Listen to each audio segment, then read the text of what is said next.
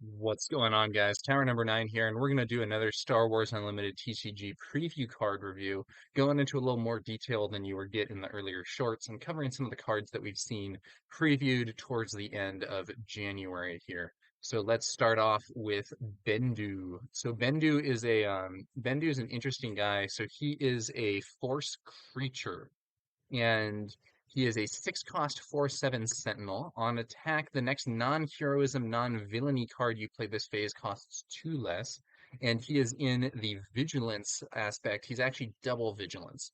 So the first thing that I like to do with some of these cards is to look at their closest comparisons. So for me, Bendu, in terms of his base stats and ability, Sentinel, he 6 cost 4/7 Sentinel. Let's look at some other 6 cost Sentinels. So there's two major 6 cost Sentinel options here in Vigilance, and one is Vigilance Heroism, one's Vigilance Villainy.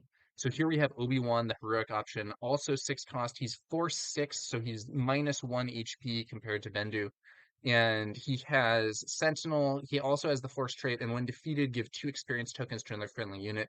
If it's a Force unit, draw a card. So, which of these abilities is going to be better for you? Bendu's ability can potentially be substantial value, especially when you're in this mono blue composition and you're likely to be running other cards that are going to be non-heroism, non-villainy, because those decks tend to play more cards that are just blue or whatever. So this could potentially be a lot of value, but Obi-Wan's ability is also very strong, especially if you have other force units in your build. Ultimately, I could see mono blue heroism wanting. I could see this going either way as to which one of these you would want to use, but you could also use both if you think this 6 cost Sentinel is an important position for your deck. You could be using both Obi-Wan and Bendu. In Villainy, the comparison is a little less close. The closest one is the Academy Defense Walker, also a 6 cost big Sentinel. It is 5/5 instead of 4/7. And when played, give an experience token to each friendly damaged unit. Personally, I think Bendu's ability will often, though not always, be better than this. Though there are some decks, for instance, if you're playing Krennic, Krennic wants your units to be damaged, so he has some kind of natural synergies with what he's trying to do, and with this Defense Walker. And so in that style of build, this sort of thing might be better, but I do think Bendu's ability is usually going to be stronger overall. Then I want to take a look at what cards Bendu can discount. So generally speaking, I think the cards that you're going to discount with him are going to be mono blue cards. It does apply to other mono aspect cards that you might be playing in the deck, but you're going to be taking an aspect penalty either for Bendu himself or for those cards. You could use this to mitigate that aspect penalty if you wanted to play, let's say, Surprise Strike in your mono blue deck. You could do it with Bendu, but I'm not sure that's going to be the hypest option. So we're just going to take a look at the mono blue cards that we've seen previewed here in Spark of Rebellion. Okay, so here we are. We have Protector. That's probably not going to be the best one since you would waste some of the discount, and additionally having multiple Sentinels out at a time isn't all that good. Vigilance, though, Vigilance for 2 is amazing. We have a lot of smaller units here that you could play cheaply. Some of them could be really annoying, like Regional Governor for 0, and maybe your opponent has blue and you're worried they're going to vanquish your Bendu, so you play Regional Governor and say Vanquish. It seems like it could be quite strong. Playing some of these other units, play a System Patrol Craft for 2 and have some nice coverage in space as well as in the ground arena. Cargo Juggernaut for 4, getting a big heal and developing a strong unit. Or even maybe you play Devotion for 0, Entrenched for 0. And I think one of the strongest uses, though, is going to be with some of the events. So in particular, these removal events, getting a discount on them so you can make another strong play that turn seems like a pretty good option. It Binds All Things is especially synergistic. So It Binds All Things, heal up to 3 damage from a unit. If you control a force unit, you may deal that much damage to another unit. So Bendu is a force unit. So what you could do is attack an opposing unit with him. Maybe you take out that unit but take some damage. Then next action, you can play It Binds All Things for 0, benefiting from his discount. And because he's a force unit, you can then have that It Binds All Things use the damage that you just took from your attack to hit another unit and maybe take it out as well. So that seems like an especially good synergy, but also just these other like kind of expensive but effective vigilance removal effects seem like they could be good choices as well. So Ultimately, Bendu's interesting. He is a little redundant because he's offering a 6 cost Sentinel capacity that these blue decks already have access to, but I think he's at least worth testing out and may well prove to be stronger than the existing ones. He has more stats for cost. Both Obi-Wan and the Academy Defense Walker have 10 total stats. Bendu has 11. Additionally, Bendu's discount ability might prove to be quite strong. Okay, so now we're going to move on from Bendu and get to our next card, which is the Forces with Me. This is a 4 cost force event. Choose a friendly unit and give 2 experience tokens to it. If you control a force unit, also give a shield token to the chosen unit, and you may attack with the chosen unit. So 2 experience, that's +2/+2, and then you can attack. That's already pretty good. And if you have a force unit, giving a shield to that unit as well could be a huge swing. So, you could have a situation where you buff your unit, give it a shield, and then have it swing and take out the opponent's unit. So to me, the immediate comparison with this is with things like Fleet Lieutenant or Surprise Strike. So we have some cards that already exist. Like this Fleet Lieutenant, when played, you may attack with a unit. If it's a rebel unit, it gets +2 power for this attack. So the Forces with Me is also kind of allowing you to do an attack at +2 power, except the Force is with Me does that in terms of experience, which are permanent if your unit survives the attack, and additionally, that potential shield that you get from controlling a Force unit might make it all the more likely that you will survive that. So this to me seems like a quite strong card. I'm not sure that I would be that excited about it about in decks that don't have Force synergy, but in those that do, I think this is a very solid combat trick. And I'm especially excited, fittingly enough, given the card title and the theme and the art, I think it's going to be exceptionally interesting with Chirrut, where playing this on Chirrut himself can potentially get him out of range. Like, maybe your opponent has dealt lethal damage, but you play the Forces with Me and attack, and now you have 2 more experience, so maybe your opponent doesn't have enough damage to defeat him anymore, and he gets to make a strong attack, and the shield means that that attack won't give him further damage. I think there are some potentially very strong synergies with this card in a Chirrut deck. So really the main decks that I'm excited about this right now are going to be blue force decks. Usually we've seen like, blue red Luke or Chirrut type decks that play a lot of force synergy, and I think this could be a very strong card for those archetypes. Okay, next up, we have the Escort Skiff. This is a 4 cost 4/4 ground unit, underworld, vehicle, and speeder. While you control another command unit, this unit gains ambush. So this is a common card and it has below curve stats, but this ability is so good that I don't think this is a draft chaff card. I think this is a card that you very well might be playing in both limited and constructed. And to see why, let's make a comparison to Agent Callus. So Agent Callus is a strong card. He's seen a lot of play, very popular card. 5 cost 4/4 Imperial Trooper with ambush, and when another unique unit is defeated, you may draw a card. Use this ability only once each round. So the thing that jumps out to me in this comparison is that the core capability, the 4/4 ambush unit, Escort Skiff just does that for 1 cheaper. And now Callus has some advantages. So he has the Imperial trait, and this card draw ability when another unique unit is defeated is actually very strong. In Star Wars Unlimited, there are a lot of unique cards compared to what you might be familiar with from some other TCG type games. So this really does represent a high potential draw. But is that and the Imperial and Trooper trait synergy stuff and having ambush unconditionally, is that worth a full resource? I'm honestly not sure that it is. I think for decks that have a lot of command units, this Escort Skiff might actually be better than Agent Callus, and Agent Callus has already seen substantial competitive play. So I think that the Escort Skiff might well be an interesting option to test out as a potential replacement just because you're getting that effective turn early. That turns out to be really good, I think. So this is a card that I'm actually pretty excited about. Ambush is just a really strong ability. Yeah, you don't really have great trait synergy with Underworld, Vehicle, and Speeder. Like, Underworld and Vehicle doesn't really have the same synergy that you would see with Imperial, Rebel. Speeder doesn't have any synergy at all that I'm aware of, but um, could be really strong. Also, amusingly, this is yet another green vehicle that has anti-synergy with Wedge. So Wedge is a 5 cost 5/5. Each friendly vehicle unit gets +1/+1 and gains ambush. For a while, there was this hope that Wedge was going to get a lot stronger as we saw more ground vehicles come out, but I believe All or almost all the ground vehicles that we've seen since then actually already have ambush, which means that Wedge has a bit of anti-synergy there. That said, if you did have Wedge out, you can, of course, deploy the escort skiff. Wedge is another command unit, so it will get ambush, and Wedge will give it +1/+1. So now you have a 5/5 ambush for 4, which is actually crazy value. So it's not as if it's like terrible with Wedge. It's just a little funny that Wedge's ability to grant ambush has ended up so redundant. Okay, we're gonna move on to Rook, Thrawn's assassin.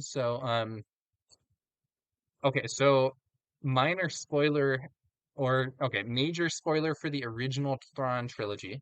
If you care about it, I suggest you skip like 30 seconds forward in this video. I'm gonna just give a little pause here so that you can decide whether or not you want to do that.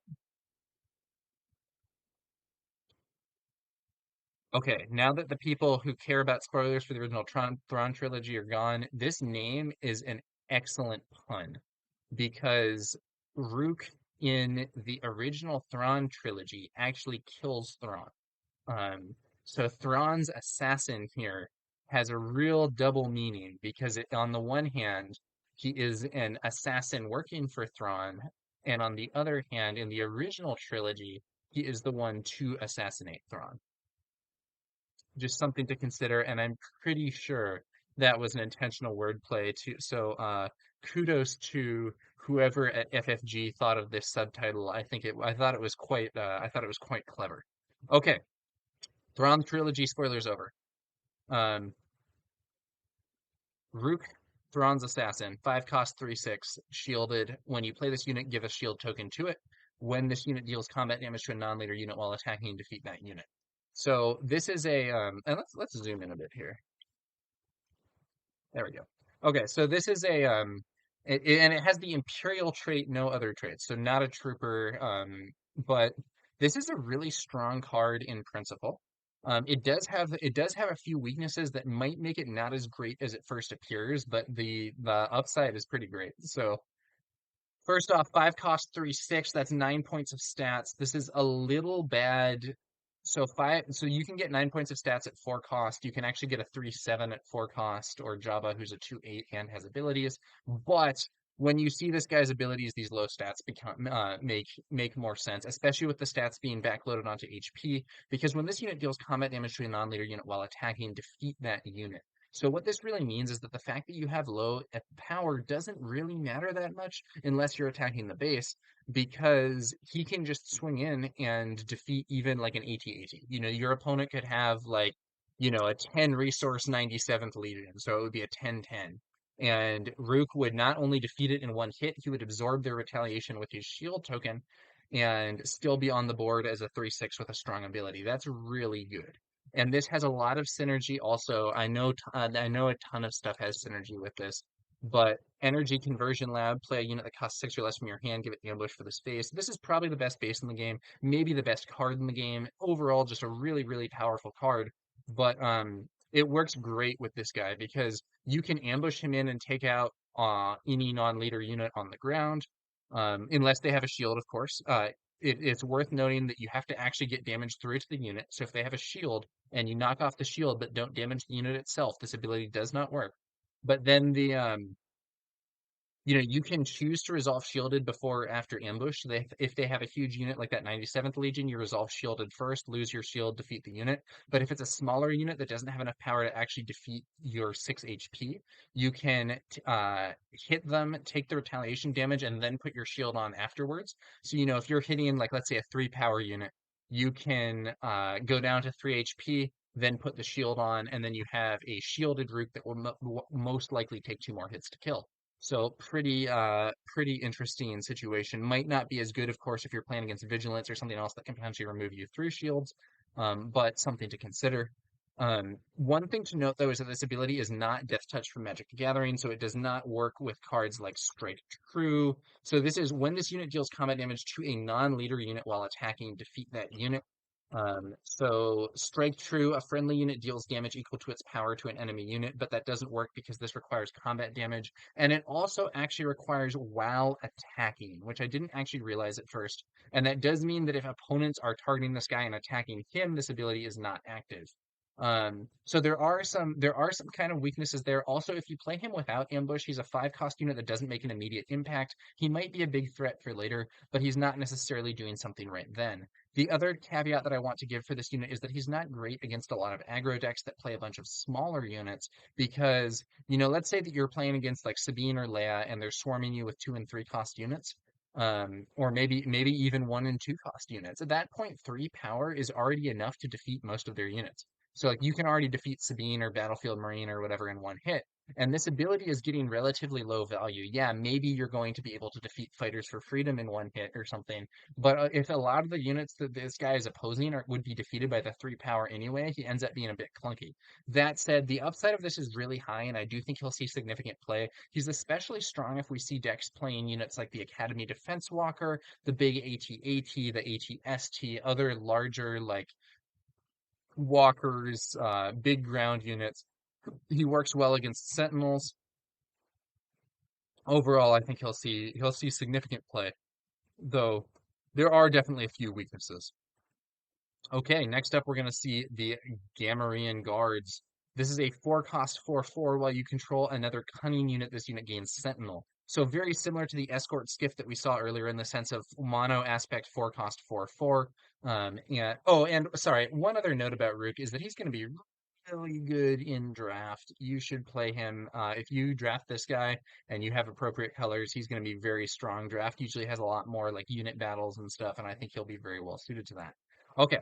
That aside, let's get back to the Gamorrean Guards. 4 cost 4/4 cunning unit. While you control another cunning unit, this unit gains Sentinel. Very similar to the Escort Skiff in the sense of being a 4 cost mono aspect 4/4 that gets a benefit when you have another unit from that aspect.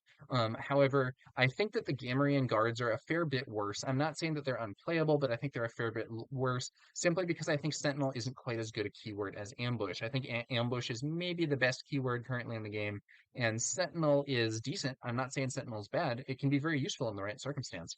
But conditional Sentinel, maybe your opponent can play around it. So, maybe you play the Gamorrean Guards and you have a crafty smuggler in play that's enabling Sentinel, but then your opponent has a small removal card that can kill your crafty smuggler, but not your Gamorrean Guards. And so they can kill the smuggler, and then your guards aren't a Sentinel anymore, and they can walk past them and hit the base. Or maybe you have a space unit that's granting Sentinel, but your opponent wins the battle in the space arena, and now these guys are just a 4 cost 4/4, which isn't really that good. Because if you wanted to play a 4 cost unit just for stats, you could play a card like Wampa, which is a 4 cost 4/5, and a lot scarier. It also has Overwhelm. However, I don't think this card is terrible. I think that it will. I think it has significant potential. Yellow. I honestly probably prefer this card to Chewbacca. So I'm actually Chewbacca Loyal Companion. I think is a highly overrated card. I think this card is not good. I don't know how much it's overrated now. I think at first people were really excited about this, especially when there were fewer cards previewed. But I think that his value has really diminished in my evaluation because 5 cost 3/6, not good stats for cost. Sentinel is good, but when this unit is attacked, ready him. That ability sounds great, but there are so many ways to counterplay it. You can defeat this guy in 1 hit. You can attack him when he's already ready. You can attack him after the opponent has taken the initiative. So the fact that they ready him doesn't matter because they don't have anything to do with him. Like in principle, Chewbacca Loyal Companion seems like he could be really good, but the actual circumstances to get big value just don't line up that often, in my opinion. So I would actually probably play the Gamorrean Guards if I were using a cunning deck that was trying to get a Sentinel option in there. And you know, stat efficiency is important. These guys don't have the most efficient stats, but they don't have the worst either. 4/4 is going to trade well with most earlier units in the game. Ultimately, not a card I'm excited about is the Escort Skiff, but I think will very much be strong in draft for decks that have a fair amount of cunning and might well seek in some constructed play as well. Now we're going to move on to Baze Malbus, the Temple Guardian, 4 cost 2/5. He has a Vigilance unit. He has the Fringe trait. He has Grit. This unit gets +1 power for each damage on him. While you have the initiative, this unit gains Sentinel. Unfortunately, I'm pretty disappointed by this guy. I think he's a cool character. I was hoping that he would have really strong synergy with Chirrut. I think he has decent synergy with Chirrut in that you can use Chirrut's ability on him, give him bonus HP. If you do that while he's a Sentinel, the opponent has to spend more attack to potentially clear him, get to your other units. And while they're doing that, he's getting more powered up by Grit. So I do think there is some synergy there, but ultimately, I'm really not that excited about this guy. Simply because base stats are really bad for the price. 4 cost 2/5. You can get a 4 cost 4/5 for this price. So that doesn't bode well. And yes, you can make up for it some with grit, and Sentinel can force your opponent to attack into that grit and power you up. But let's say they attack twice to defeat him. First they attack with a 2 cost unit, then they attack with a 3 cost unit, or a 2 power unit, then a 3 power unit. Well, that first 2 power unit hits you, grit enabled. Now you're, 4 power, but like, that's the power level that you could have gotten just by playing a more efficient unit for this price. So it's not exactly giving him super crazy stats. Sentinel is good, but it's only conditional. Maybe you play this guy and he's really threatening the board, and your opponent just says, okay, I'm going to take the initiative, and next turn I'm just going to walk past him. So ultimately, I'm not a huge fan of Baze Malbus here. He also doesn't have the Rebel trait, which is interesting because Chirrut does. I'm wondering if that's because this is maybe depicting an earlier moment in time for this character where he's still on Jedha and hasn't really been swept up into the events of Rogue One and isn't fighting on Scarif, anything like that. But ultimately, I'm just not really all that excited about Baze Malbus, unfortunately. Now, I will say I think the best use for him right now is actually in a Grand Inquisitor deck, which is kind of odd. But Grand Inquisitor's ability here, so when deployed, you can do on attack, you may deal 1 damage to another friendly unit with 3 or less power and ready it. And when he's in his leader mode, he deals 2 damage to a friendly unit with 3 or less power and ready it. And that synergizes well with Baze because it enables his grit and readies him up so that he can make an immediate attack. Um, is that worth running Baze? I don't know. I'd have to test it. I haven't been playing around with Grand Inquisitor Blue recently, but that's the deck that I'm most excited for him in, which is ultimately sort of ironic. I'm actually not very excited about running Baze in a Chariot deck, which I think is a bit sad, since they are bros. Okay, so then let's move on to the Guardian of the Wills. This is a 2 cost 2/2 Force and Fringe unit. The first upgrade you play on this unit each round costs 1 less, and it has a single vigilance aspect. This unit is really interesting. So it is a potential sort of Voltron unit where you play upgrades on it and power it up. Um, and at 2 cost, you can potentially play this and then play a basic upgrade on it on the first turn. So let's say you're playing a mono blue deck. You could play this unit and then immediately play Protector. And now you have a 3/3 Sentinel on the first turn. Now, to be fair, you had to spend 2 cards, but that's not terrible. Or, let's say you play. Did I spell this wrong? Is it just resilient and not just resilient and not resilience? Yeah, let's say you play the Guardian of the Wills and then you play resilient. So now that is a 2/5, and you can potentially scale it further. It has the force trait, which is really important. So that is a potentially very valuable thing to have. There are a lot of cards that have force synergy, and also this is going to synergize with those lightsabers. So let's say that you play this, and then next turn you can play the Jedi lightsaber, and it's going to only cost 2.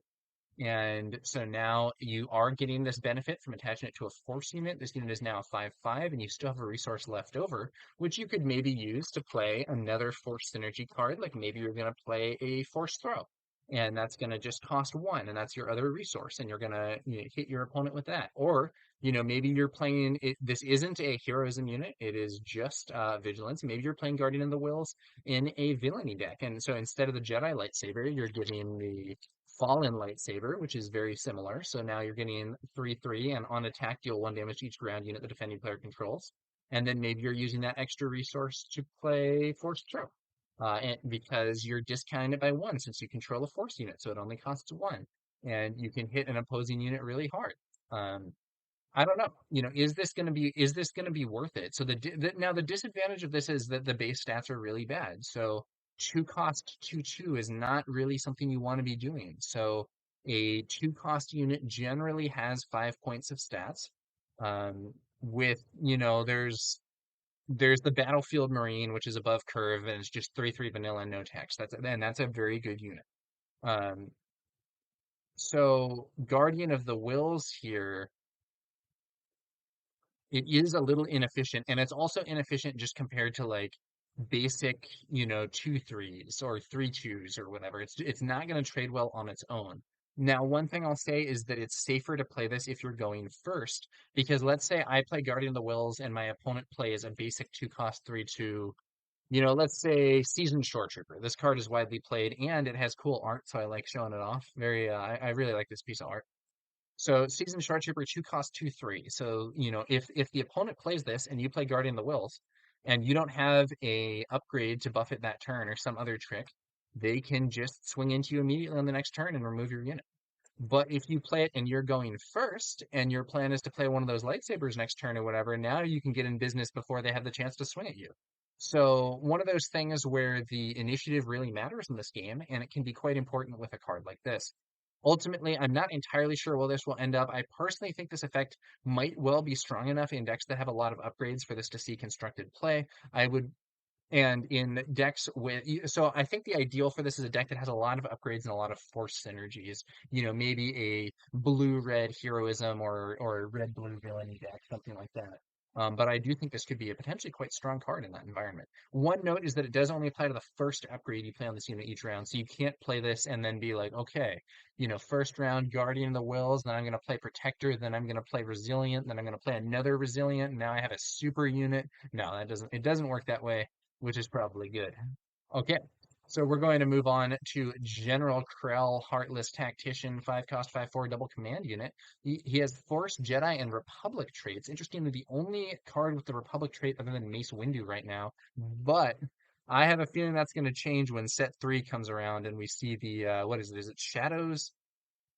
Twilight of the Republic, which I think is going to have a heavy Clone Wars theme. So stay tuned for more synergy that might work well with a card like General Krell. But at 5/4, each other friendly unit gains when defeated, you may draw a card. Okay, so is this, like, how good is this? Well, the upside is very, very high. You can potentially play this guy and have 3 friendly units take trades that turn, and you draw cards for all of them. Massive card advantage. However, you can also potentially play this guy and your opponent immediately plays takedown or open fire and defeats him for less than you paid, and you don't draw anything because it only applies to each other friendly unit. So, there's a reward, but there's also a major risk. Now, to be fair, you can counterplay those things somehow. Let's say you're probably not going to be running the regional governor to block opposing removal because it is a double green deck. But let's say that your opponent has already spent a bunch of resources. You play Krell towards the end of the turn, and then you initiate those trades with units that you have before your opponent can potentially play removal next turn. Now you're in business. I think this is going to be potentially extra good if we see decks that have the ability to generate a bunch of token units. Now, token units are not a concept in this game yet, so it's very possible this will not ever happen. But I think there is a good chance we will someday see, let's say B1 Battle Droid token unit, and there's some cards that generate these, and they are a 1/1 token. Or let's say Phase 1 Clone Trooper token. Some cards generate these, and they are a 2/2 token. I think there is a very good chance that we could see one or both of those in that third set. And if you have cards that make a bunch of small token units, all of a sudden giving this when defeated effect to all your units can be really strong because you can have a lot of units on the board like that. So I'm not thrilled about this guy right now. His upside is high. The stats are, in my opinion, not great for the cost. 9 points of stats. You can get 9 points of stats at 4 cost. Additionally, his stats are loaded towards power rather than HP. I would actually rather have this guy have more HP and less power because you want him to be in play to enable your synergy effect for longer. You want him to be harder to remove. I would probably like this guy substantially more at 4/5 or maybe even 3/6 than I do at 5/4. Um, Hard to say though. But I think this is really, it isn't one that I'm that excited about right now, but it's one that I think is really one to watch for the future, especially if we get token unit generation. You can potentially get huge value off this ability in board states where you have a lot of units. Could also work well in maybe you have like a command heroism sort of weenie deck with a lot of smaller units, and you have things like Mon Mothma or Admiral Akbar where they have a win plate effect that's quite strong, but then the actual body of the unit is not really so powerful. you could happily be like, well, I already got value with my when played. Now I play General Krell. Now I'm going to send this unit to attack an enemy, do a little bit of damage. It's defeated, but I get to draw a card and continue from there. So, is this going to be a really strong card right now? I don't know. To me, it seems like more of a card for the future. It has the Force trait, but it's in double green, which doesn't have Force synergies yet. It has the Republic trait, which has no synergies yet at all. Same for the Jedi trait. It seems like the ability is going to be better if and when we see token units. Ultimately, I think this is going to be a card for the future, but even now, it is one that can have really high upside if you play it into a state where you have a lot of units that can take trades that turn. So it is worth noting that. It is also something that will be a high priority for your opponent to remove, but with only 4 HP, it won't be so hard for them to do so. So I'm not thrilled with this guy right now, but I think he's definitely one to watch for the future. And also, you never really want to count out repeat card draw effects. Those can be so good in the right circumstances. There was a card called Necropotence in Magic the Gathering that very infamously was reviewed as I believe that some magazine or something said it was possibly the worst card of all time. And it ended up being an insane draw engine that was incredibly competitive. And I don't know if they had to ban or restrict it or do anything like that, but it was incredibly powerful for a long time in that game, I believe. And so we might well see some synergies that turn General Krell into just an amazing unit with those card draws. We'll have to see how it goes. Okay. And then last but not least, we have the Strafing Gunship. This is a 4-cost 3/4 space unit, underworld vehicle fighter. It is in the cunning aspect. This unit can attack units in the ground arena. While this unit is attacking a ground unit, the defender gets -2 power. I think it turns out that that is really good. I don't know for sure. I have not tested with this yet, but this is the first unit in this game that can attack into both arenas. And while it is a space unit and space units have worse stats compared to ground units, the designers thought of that. And so while this unit is attacking a ground unit, it debuffs the defender by 2 power, meaning that it can swing in much more safely against those ground targets. Also thematically effective because, if you're standing on the ground shooting your gun at a fast moving ship, you're probably not going to be as efficient as if you're fighting enemy troopers on the ground. So overall, very cool card, and I think one that's going to be strong as well. It has the underworld trait doesn't really have any synergies right now, but it could well have some in the future. And overall, this unit seems like a major threat to opponents. I'm enthusiastic. I'm enthusiastic about this. The main downside that I see with it is that it's a unit that doesn't have an immediate impact on the board when played, but it's a threat to a lot of space units. 4 HP is an important breakpoint in space because it gets you around things like, the Millennium Falcon. So the Millennium, did I spell Millennium wrong? I must have spelled Millennium wrong. Ah, 2 N's in Millennium. Okay, so Millennium Falcon, for instance, is a 3 power unit. Enters play ready. When you ready cards during the regroup phase, either pay 1 or return this to your owner's hand. But it comes in as a 3 power unit and can immediately attack and start taking stuff out. So that's a major threat in space. And there are several other space cards that have specifically 3 damage, that specifically 3 damage threat. So the Interceptor is another big one, the Imperial Interceptor. So when played, you may deal 3 damage to a space unit. So again, the opponent plays that 3 damage to a space unit, but if you're 4 HP, you live through it. And then last, but actually probably least of those 3, we have the Azatec Liberator Gunship, which has the same 3/4 stat line as the Strafing Gunship, but has Ambush. And with Ambush, you can play this unit and immediately deal 3 damage, taking out one of those smaller space units. But at 4 HP, our strafing gunship isn't going to be defeated by those effects. So it's an option that it gets around some of the dangerous things that can happen in space, and it can be used to attack units in the ground arena as well. So it's kind of a threat to both sides of the board. Now, I was talking about this card earlier, and Carbon from the Outmaneuver podcast pointed out that Entrenched could be a strong synergy with it. So Entrenched is a 2-cost upgrade plus three, but the attached unit can't attack bases. So if you play this on one of your own units, a tactic that people can use to counter it is to just not really focus on that arena and go to the other arena, and then your heavily buffed unit might be dominant in the arena that it's in, but because the opponent is just avoiding it and it can't attack the base, it could be a bit stranded. The strafing gunship gets around that because if you play entrenched on it, while it might not be able to attack the base, it can sort of sweep enemy units from either the ground or the space arenas and therefore act as a very major threat. So I think that's a very interesting combo that was suggested there by Carbon and something that could do a lot of damage in the future.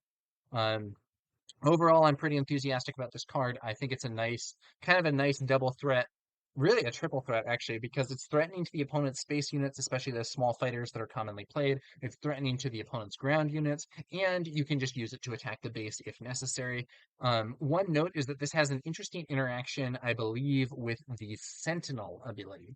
So there was a clarification from one of the Star Wars Unlimited designers or developers, Tyler, and I'm trying to pull this up here. Yeah, so what Tyler said was if there is a Sentinel in space, the strafing gunship has to attack a Sentinel, but it can attack either a space Sentinel or a ground Sentinel.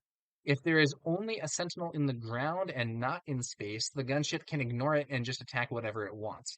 So not only is this a unit that can threaten both arenas, it can sometimes get around Sentinels when doing so. So if your opponent has just a ground Sentinel, let's say they have, the classic Emperor's Royal Guard.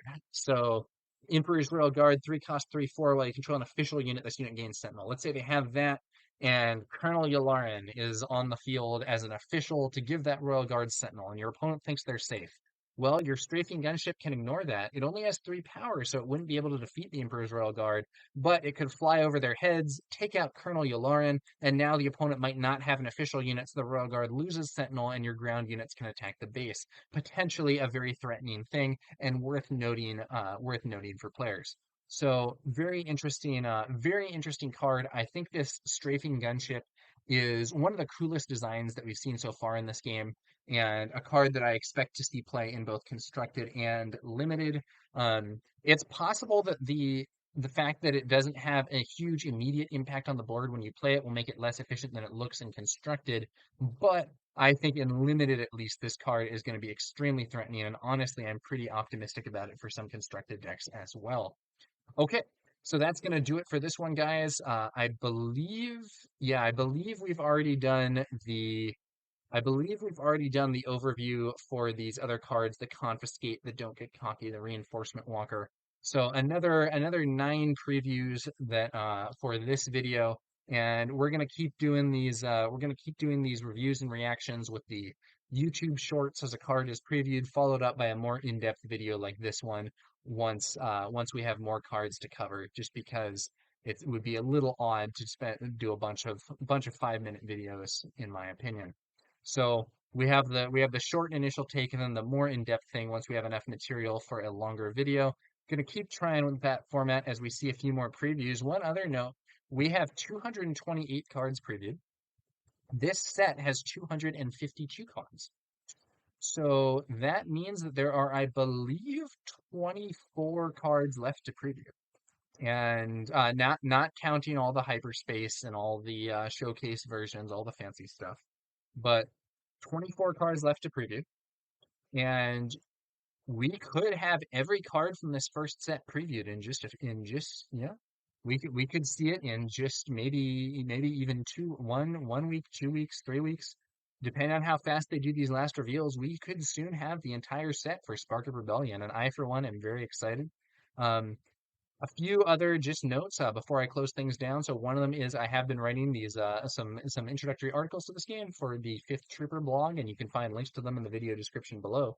And then I also want to say that stores are beginning to a lot of stores are taking pre-orders for this game, and they are starting to schedule their pre-release events. I personally signed up for my first pre-release event in my area just a few days ago, and so you might want to be on the lookout for that as we move closer to the game's launch. Now, not every store is doing that yet. I have some other stores in my area that intend to run pre-releases, but have not, I believe, released the dates yet for those. So, if your local store hasn't announced that yet, don't necessarily flip out. But yeah, it might be good to start thinking about attending that stuff. This game, it's going to be a little bit more than a month before those pre-releases hit, but it's gonna be fairly soon now, with pre-release starting, I believe, on March 1st, and then the set releasing on the 8th of that month. So yeah, just might wanna start looking into those, figuring how you're gonna pick up some cards. I've personally pre-ordered 2 boxes of Spark of Unlimited and a 2-player starter set. And then I think I'm gonna open up some cards, have that 2-player starter, and also, go to some pre-release events, maybe play some drafts, build up my collection a bit there, and then of course have the opportunity to buy singles and stuff, or maybe do some trades to fill out constructed decks when the time comes. Of course, some people might say, oh, I'm a really hardcore competitive player. I don't care about opening packs. I'm gonna buy everything in singles. Some other people might be interested in the game, but not really interested in the super competitive side of things. Maybe they're just going to pick up the 2-player starter, play some games with their friends, perfectly fine. Anyway, just thought I would let you guys know that those options are becoming available. And that's going to just about do it for this one, guys. Thanks to y'all for watching, and we'll be back later with some more Star Wars Unlimited content. I will catch you guys later.